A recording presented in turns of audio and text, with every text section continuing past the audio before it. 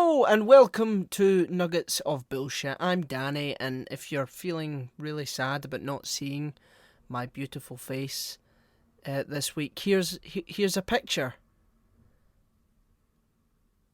Oh, isn't that nice? Isn't that just gorgeous? No? Okay, well, shut up then. Okay, so anyway, I'm here because I want to do something a bit different this week. I like films and TV shows and stuff like that, and I have a lot of favourite characters, and I've managed to whittle them all down to a top 10 list. You thought, oh, Watch Mojo, I'm so glad that's done. Well, I'm bringing it back, okay? It's back. I hope you all enjoy it. These are just characters that I find interesting. I suppose you could take it as 10's the least favourite and 1 is the most favourite, if you want. I mean, I think I do. Yeah, just go with that. Let's go with that. But yeah, if you don't like these characters, then that's entirely up to you. Feel free to let me know who your favourite characters are down below. I chose these characters for various different reasons. But yeah, I think they're pretty good, and I'll explain why. So I hope you enjoy. Number 10, Davros from Doctor Who. Davros is the maniacal and insane genius responsible for the creation of the genocidal Daleks. The reason I think Davros is such an interesting character is because he's a complete avatar of his surroundings, being physically scarred by war and living in a society where fear and hatred of the other is normal. In tandem with this, he has an extraordinary intellect and a teeny weeny little itsy bitsy god complex. So, I mean, Space's Dr. Frankenstein was kind of on the cards for him, I guess. However, as interesting as the character is, he's a big, stupid, raging fascist, so that's why he's at the bottom. Someone had to be at the bottom, so it's gonna be that guy, It's gonna be the fascist, obviously. Number 9, Eve Polastri from Killing Eve.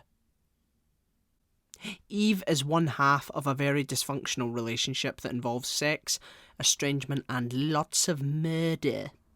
When we first meet her, she is an intelligent MI5 and MI6 agent that begins an investigation into an assassination organisation. See how I couldn't say an assassination organisation? I've been trying to say that for the past 3 takes now, but I'm just going to leave this one in. As she gets closer to one of their operatives, she begins to become embroiled in a romantic, obsessive game of cat and mouse. Eve is fascinating because of the relative comfort that she has before this obsession begins. She has many, many, many opportunities to avoid the danger that comes with her job, but it's like somehow the risk and the danger is almost like too alluring for her to resist. It's really well done. She's a complex individual that is darker than she lets on. Number 8, Lotso Huggin' Bear from Toy Story 3. One of the most despicable villains of all time, and at first glance, that's all he is. But beneath the obvious plot, I actually believe that Lotso is a massive victim of a way of life that essentially makes him and all of his kind slaves to human beings. I know it's a pretty big take, but I'll try and explain it in the short time that I have. Like most toys in the films, Lotso belongs to a child called Daisy. It's made clear that Lotso loves her with all his heart and believes that goes both ways, but when Daisy loses him and Lotso find out that he has been replaced, he has an existential crisis and becomes incredibly bitter towards the type of life form that he is. He realises that all toys are inevitably replaceable and condemns them all to trash, and I quote, "waiting to be thrown away, that's all a toy is." And while he's definitely a jealous individual on his own, his terrible circumstances are certainly the biggest push towards his actions. It's rather sad. Number 7, Tony Soprano. This is my generic New Jersey action, and I'm never doing it again, so shut the fuck up. Okay? Gabagool! There you go. Amazing. Okay.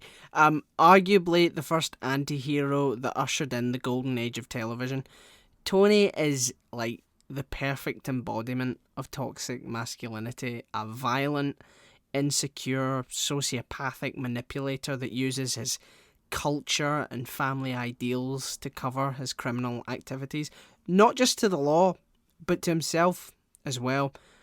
But despite these qualities that make him sound just like another villain, there's a self-awareness that his other sort of gangster counterparts lack. I mean, he goes to therapy and questions his actions regularly. He seems like aware of some of the hypocrisies of the mob life. The entire core of the story is whether Tony can change, and finding out makes it an interesting ride. Definitely worth getting on. Number 6, Rue Bennet from Euphoria. Rue is a character that embodies the sort of dual maturity that young people seem to be nurturing these days. She has a cynical yet logical way that she views the world. She treats her partner Jules with a great amount of dignity and respect. She has a strong sense of right and wrong. She loves her family. Fundamentally, she has an enormous capacity for love. But Rue is also an addict, and 17 is a very sort of young age to be dealing with that kind of thing. And as an addict, we see these sort of admirable qualities tested in like really sort of tragic ways. We see her hurt people that we know she deeply cares about, and even though we know she's a good person, while she's on drugs, she can't ever be that. I think that she's like a sort of update to what an anti-hero would be like today, you know? It's focused more on sort of circumstantial stuff rather than just, you know, a big guy being angry. And I think it's a very welcome sort of update. And it allows people to look at drugs and their consumption as a sickness rather than just choices made by, in quotations, selfish people. Number 5, Jimmy McGill / Saul Goodman / Gene Takovic from Better Call Saul. Jimmy is a character with a serious identity crisis. Jimmy, Saul, Gene, I mean, they aren't even like his only names. He has like a couple more. But Jimmy at his core is a con man, and that isn't always a bad thing. He has like this unique talent to adapt to situations and turn bad ones to his advantage. He's smart, he's loyal and funny, but he has also been fighting the urge to cut corners and con everyone in his path like since his youth. And the reason he doesn't for like a long time is because of the relationship that he has with his brother.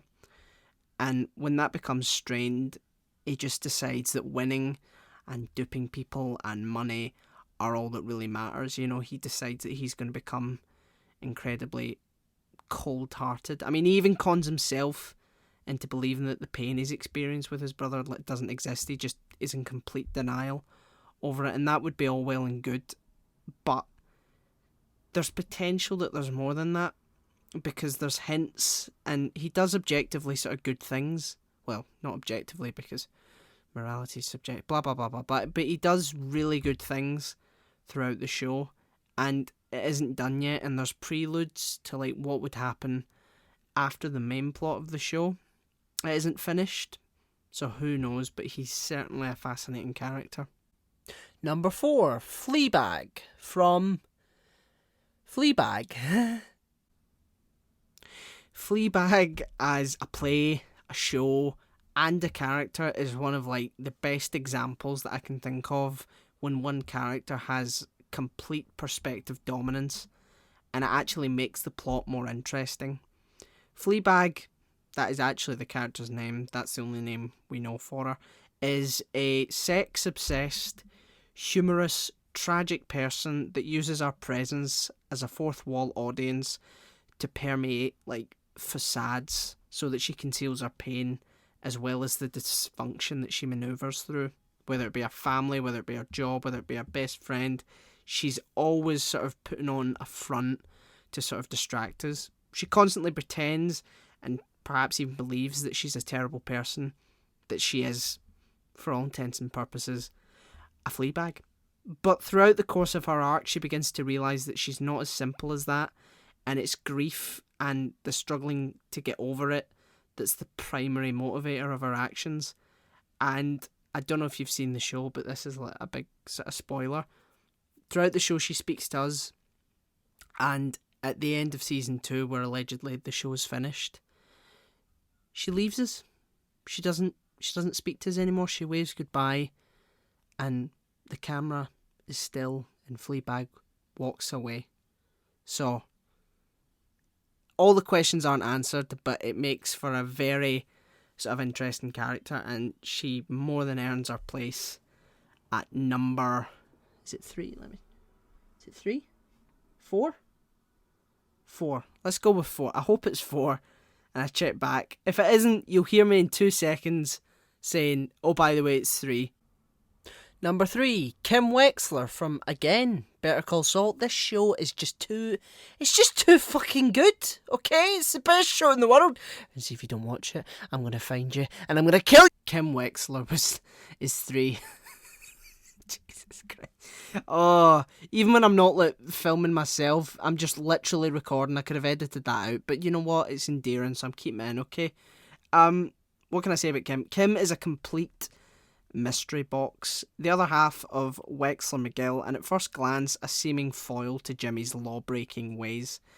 At the start of the show, she's an upholder of the law and constantly concerned for Jimmy getting caught, but as we get to know her, it becomes clear that she too, like Jimmy, has an urge to sort of break the rules and cut corners. And when you look back on it, her concern isn't really a moral one, it's a practical one. She just doesn't want Jimmy or herself to get caught. We have very little information about Kim's past, as the story hasn't finished, but it seems as if there's something missing to make her axioms look sort of more clearer. She's smart, ambitious, and I think too stubborn to the point of falling into traps, which I can certainly relate to. Amazing character. Number 2, the Joker from The Dark Knight. You know what I noticed? Nobody panics when things go according to plan. Even if the plan is horrifying. If tomorrow I tell the press that, oh, help, Danny's doing impressions again to compensate for his lack of insight and observations. True story. You wanna know how I got these scars? Yeah, you thought the impressions were done? Fucking no way. Not as long as I'm speaking. The true to life, and I would say, controversially, the most complex version of the character to date, in my opinion. The Joker in this film is all about pointing out and ultimately finding the hypocrisies we all hide behind. Absolutely hilarious. The Joker believes that modern society as a whole is really just a facade that doesn't take too much to break, and he has a pathological obsession of making people realise that. He's desperate to prove that even the most moral of us have a price, something that can make us betray our values, and that under all the pomp and circumstance we're essentially morally bankrupt animals that would sooner devour each other than really live the principles we preach. See, their morals, their code, it's a bad joke. Dropped at the first sign of trouble. They're only as good as the world allows them to be. I'll show you. When the chips are down, these civilized people, they'll eat each other. See, I'm not a monster. I'm just ahead of the curve. Do you know, see that quote? It always makes me want chips, and now I want chips. So for fuck's sake, Christopher and Jonathan Nolan, who wrote this film, I want chips now. Are you getting me them? I suppose not. Fucking unacceptable. And last, but certainly not least, at number 1, drum roll please,